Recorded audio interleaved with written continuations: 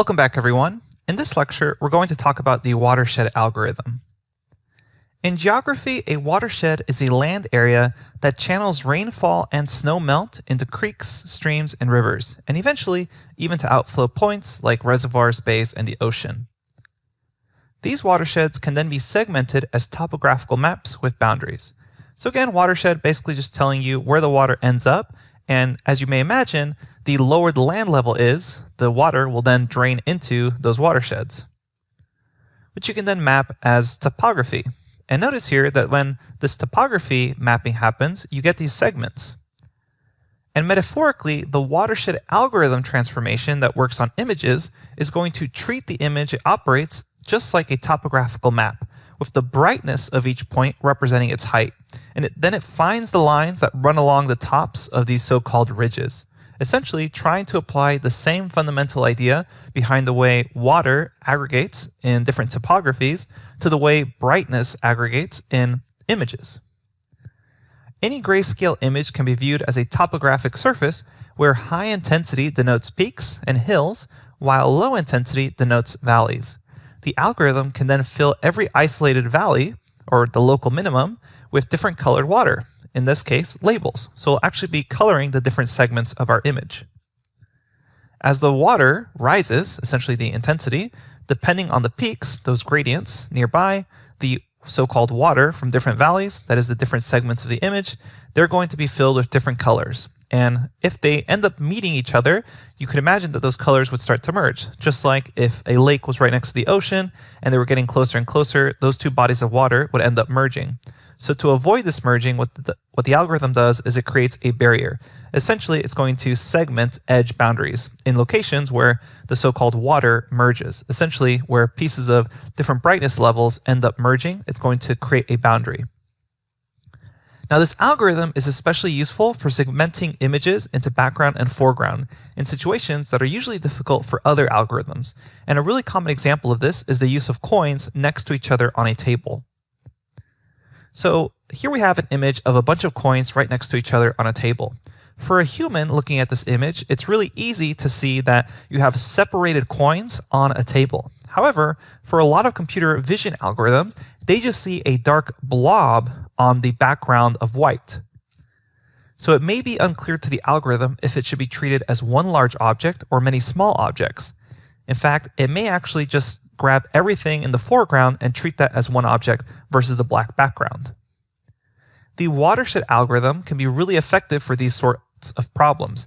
In fact, it'll be able to detect, due to the way the algorithm works, the actual boundaries of these different segments. And then we can actually isolate and segment all these coins individually, as a human would. Later on, we're also going to learn how to provide our own custom so-called seeds that allow us to manually start where the valleys of the watersheds go. That way, we'll be able to then highlight, for instance, the sky on an image of a landscape, and then we'll be automatically able to fill in that as a particular segment. So for example, here we have an image, and we end up labeling our own seeds just by clicking. Notice how the colors are basically corresponding with each other. So the grass that's nearest to us, that's all a lime green. Then the rock on the right-hand side, that's all a purple. So these are setting seeds, and then you can apply the watershed algorithm to the specific seeds that you set manually, and it will automatically then segment the image as you seeded it. So notice now the grass has been automatically segmented from the other elements that were seeded with the same colors. Let's begin by exploring the syntax of the watershed algorithm with OpenCV, and then in the next couple of lectures, we'll expand this idea to setting our own seeds. I'm going to hop over to a Jupyter lab now. All right, here I am at a Jupyter notebook. I've gone ahead and done my imports as well as this display function that we've been working with. What I will do now is the following. I'm going to load up an image called SEP_coins or separated coins. And let's say CV2 image read, and inside of the data folder, there's an image called pennies.jpg.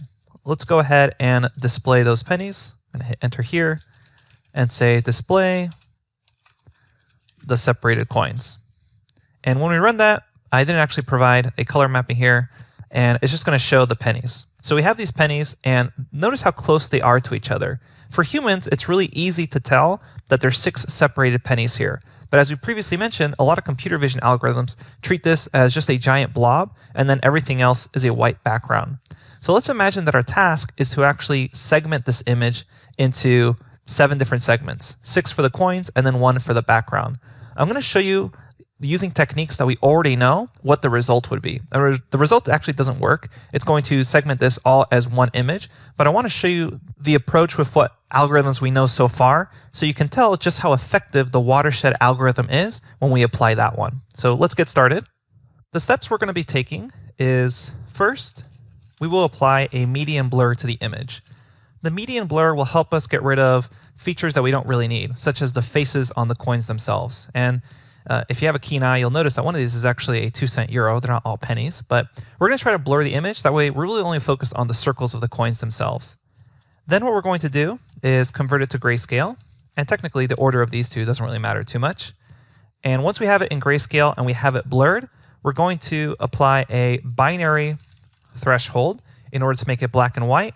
And then that way, we can then find the contours. So we're already familiar with all 4 of these steps. We've had lectures on each of these individually during the image processing section of the course. So let's try applying this and see how it works at finding these actual coins. And we'll notice again that it doesn't actually do the job completely. So for the blurring, we're just going to say SEP blur for separated coins, blurred. I'm just going to choose a median blur and pass in separated coins. And remember, we just provide a kernel size here. I'm going to provide a pretty large kernel size because this is actually a really large image. Notice it's 4,000 by 3,000 pixels because I took this with my phone. My phone actually has quite a lot of megapixels on it. So we're just going to run that. And then let's go ahead and display the results of that blur.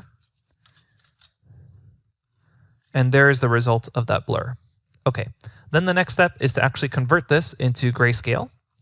So what we're going to do here is say gray separated coins is CV2 CVT color. I'm going to pass in the separated blurred coins and then go color. I think right now it's in BGR, and then we'll go to gray. And whoops, let's say CV2 color underscore BGR to gray. Let's actually display it now. Gray separated coins. And there we have it. So now we have gray scaled and they're a little blurred, so we don't have to worry too much about the facial features or the number 2 on that coin there. Now it's time to apply a binary threshold. So we separate it out into just foreground and background. Let's try this out. We'll say RET. And then separated coins threshold is equal to CV2 threshold. We're going to pass in that gray separated coins, and I'm just going to apply maybe 160 to 255. As we mentioned, you kind of mess around with that middle value as far as the threshold. But in our case, we are going to do a binary threshold. However, it's going to be inverted. That way, the foreground ends up being white. So run that and display the results. And here we have our results. And again, you can play around with this middle value. You can try something like 127 and see how that works. But you'll notice as you go a little lower, you end up getting distortion due to the faces on the coins themselves, which is why I pushed it up just to 160. And you're probably already noticing there isn't a nice way to go about this without your computer vision image processing algorithms attaching the coins somehow. There may be some erosion we could then do, but that would end up eroding from all the boundaries, not just these connections. So different approaches we could take here. I just want to show you just how difficult this task is, given the image processing algorithms that we know right now. The final step is to actually find the contours. So we'll say image, contours, and then hierarchy. And we'll say CV2, find contours. And I'm actually going to make a copy of the threshold. That way I don't mess it up. And then we're going to use the methods that we used in the lecture, just these default methods, CV2, RTR underscore CC comp. You should be able to tab autocomplete these. And then we'll use chain approx simple. So now that we have that, we're going to just do what we did in the contours lecture. We'll say for I in range, the length of contours. Whoops, make sure I actually spelled this right. length of contours, lowercase, if the hierarchy at 0, I3, and if you don't remember this, go ahead and review the lecture on finding contours. If it's equal to -1, then we know it's an external contour. Right now, we're just looking for external contours, and hopefully there would be 6 of them, 1 for each circle. Now, we can see that's already unlikely given the fact that there seems to be connections in this binary threshold. So we're going to say -1, and then say CV2, draw contours, pass in the separated coins, the contours themselves, the color we want to draw. In this case, we'll draw them as red, and then the thickness of the line. We'll say thickness is 10. All right, so let's try displaying it and see how we did with the methods we know so far. So if we display the coins, you notice that the contours it found was just one giant contour. It wasn't actually able to end up closing this gap. Something we could try, given the image processings that we already know, is try to erode away from this image further. However, if you try doing that, you'll end up distorting the actual width or radius of these pennies, and then that would also distort your actual results. So unfortunately, right now, we don't have a nice way to segment this image or find the contours of these 6 separate pennies. We're going to need to use a more advanced algorithm like the Watershed algorithm, and that has various steps to it. So in the next lecture, we're going to try the same problem here, try to actually grab these contours and see how we can do it with the Watershed algorithm and see if it performs better. All right, so we'll see you at the next lecture where we actually... Welcome back. In the previous lecture, we were trying to find the segments of this image. However, given the image processing techniques that we already know, we were unsuccessful in doing so because we can clearly see here that there's 6 separate pennies, but the finding contour methods we know so far, even when applied with blurring and thresholding, it can only find the external contour of this general shape. Now let's try using the Watershed algorithm to actually find the 6 distinct pennies in the foreground versus the general background. And there's a couple of steps to actually doing this, and I would encourage you to check out the notebook where we actually clearly label each step. So step 1 is to read in the image. We're going to pretend like we haven't done any of the analysis above. So starting fresh, we will read in the image, and it's in the data folder. It's called pennies. And next we're going to apply blur. So we'll say image is equal to CV2 median blur. And for the Watershed algorithm, if you have a really large image like this, I recommend applying a really strong blur to it. So I'm actually going to choose a huge kernel size, 35. When I was experimenting with this particular image, I noticed that is what worked well for me. I would not actually recommend 35 as a default. It's just that this is a huge image. It's 4,000 by 3,000. And even with such a large image with these level of details here, I want to really blur it. Essentially, I just want 6 circles. So we're going to blur it quite a bit. And let me just show you the effects of that by displaying that image. So here we can see the 6. So there's still minor details of the face here, but clearly very blurred. Next is to convert that to grayscale. I will say gray is equal to CV2, CVT color, image, CV2, and then we'll say color. And right now we're going from blue, green, red to gray. The next step is to actually apply a threshold on the grayscale image. I'm first going to attempt to apply the same threshold we did last time. So last time I said CV2 threshold, and I passed in the grayscale, and I chose my halfway point as 127 and said 255, and then applied the binary threshold inverse. So threshold binary inverse. If I actually just tried this by itself, for this particular image, since it's been blurred so much, and often you do have to blur images quite a bit with the Watershed algorithm, you'll notice what happens. If I say display threshold, then I end up getting some noise due to the features, which is kind of crazy given just how much this image is blurred. It's still able to actually pick up on some of those features. We don't want that. We want to try to make that just distinct circles. So what I'm going to do is apply Otsu's method. And if you can check out the Wikipedia article that's linked to this lecture, or just Google search Otsu's method, it's another method of thresholding, and it works really well in conjunction with Watershed algorithm. You can see here the results here from the original image to the thresholded image here. So we'll come back here, and for this particular way of thresholding, you give the lower and upper limits just as the min and the max, 0 and 255. And then we're going to add in CV2 and then call thresh underscore otsu. Whoops, I did underscore otsu. There we go. So now run that, and you should get a nicer thresholded image. So there we go. We have these 6 circles. Notice they're still actually connected. So even with this more advanced thresholding technique, we can still not actually separate these without any sort of erosion taking place. We're going to also do noise removal. Technically, this is an optional step, and it won't really make a difference for such a simple image as 6 pennies, but I do want to include it because it's more or less a common step when you're dealing with more complex images. So we're going to label this noise removal. Consider it optional right now for this particular problem because it doesn't have an effect, but we will see it later on when we apply Watershed Algorithm later. So for noise removal, we're going to use the morphological operators that we're already familiar with from the image processing lectures. We'll say NP1s is a 3 by 3, and it's an integer, so we'll say uint8.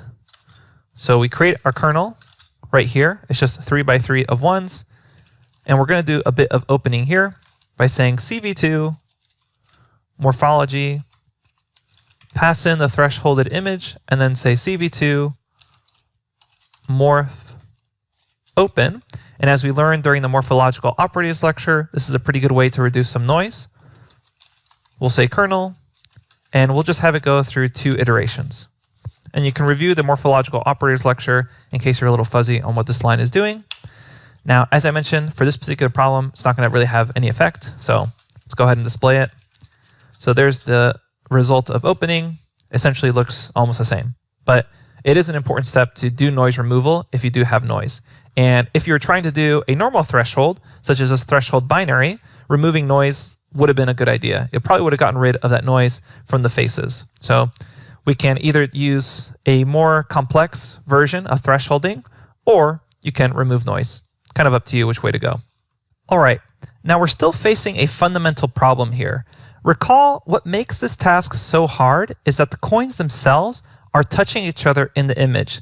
So even through blurring and dilation, morphological operators, attempts at erosion, noise removal, all that stuff, we're still dealt with this issue that we have this blob and all these points are still connected to each other. What we need to do for the Watershed algorithm is set seeds that we are sure are in the foreground. And particularly, we want 6 of those seeds. We'd want 1 seed for each center of each of these coins. So how do we actually grab things that we are sure is the foreground versus things that we are sure are the background? Well, something we can do is called a distance transform. You can check out the Wikipedia page on distance transform, but the idea is actually pretty simple. If you're given a binary image, then you should have just 0s and 1s, or 0s and 255s. And what the distance transformation does is, as pixels are further away from 0s, then their value actually ends up getting higher, meaning they'll look brighter. So you can see here, if we zoom in on the binary image, right now we just have 0s and 1s. After you apply the distance transformation, points that are further away from the 0, in this case the background, they actually become brighter. So then these get 2, and then the very center gets 3. So if you were to actually perform these distance transforms and see the results of images, you can just do a Google image search and you'll get things that look like this. For instance, here we have a horse, and notice that only around the center is it brightest, and as you get further and further to the edge, it becomes darker. We can apply a distance transform to our threshold right now, so we can apply a distance transform to this, and we would expect only the very centers of these circles to be bright, and then slowly fade away into a dark gray as you go further and further away from the center. Then once we have that image, we can re-threshold again and then get the 6 foreground points that we're sure of. And I would encourage you to check out the resource link here on this distance transform of morphological operators, which again shows the actual operation that is occurring. As you get further away from these 0s, the value gets higher and the brightness. And what's really nice about this is if you zoom in here, you'll notice it shows you the binary images and what they become after you do a distance transform. So essentially the center of the images become brighter and things closer to black end up being faded away. All right, so let's actually check this out. We're going to perform the distance transform on this object. And the way we do that is the following way. We're going to say dist transform is equal to CV2, and then we're going to call distance transform. We're going to pass in the opening from before, and then some default values, CV2 dist underscore L2. That's just a method that it actually calculates the distance. And then 5 is another default value there for the actual, if you take a look, it's the mask size. So that has to do with the way the distance is calculated. But these are good default values to play around with. All right. So again, the reason we're passing opening here is because, remember, we have opening from up here on this morphological opening. So we got rid of some noise with that step. A lot of this doesn't really look clear based on the image we're using, but they are important steps to take, and they're all labeled out for you in the actual notebook. So we're going to perform that distance transform, and then what we're going to do is say RET, and then say sure foreground. And in fact, let's actually display this image transform, or this distance transform-ish. Distance transform. So the result of this distance transform is the following. Notice how bright it is at the very center, so further away from the 0 values, it gets brighter, and then it turns grayer as it gets towards the outside. And now I have 6 very clear points that I'm pretty sure is the foreground. So I'll apply another thresholding to this to hopefully just grab those 6 dots. And then I will be able to apply those to the Watershed algorithm, and it will understand that those are the 6 segments it should be looking into. So right now I have my distance transform, and I'm going to create 6 objects that I'm sure happen to be in the foreground. We'll say RET, sure FG, so sure foreground, is equal to CV2. I'll call threshold, and then I'm passing in the distance transform, the image above, and then I will pass in, for my limit, typically what people do is they say 70% of the max value in the distance transform. So 70% of the max value in the distance transform. And then we'll pass in 255 for the max, and then 0 there. So we run this, and if we actually display now the sure foreground, we get 6 points. So all we did was threshold this image, and it makes sense that when you threshold it, you'll just get these kind of 6 smaller dots. So these 6 points, we are absolutely sure happen to be in the foreground because we did a distance transform, and then we did a thresholding. And we safely did our distance transform because we had also calculated things that we were sure were in the background through this dilation process. All right, so now that we have the sure background and the sure foreground, there's kind of this in-between section. So anything that was left here that's in white that isn't present in this image in white, that's the unknown region. That's what we need the Watershed algorithm to figure out. So let's actually display and find the unknown region. So we will say the following.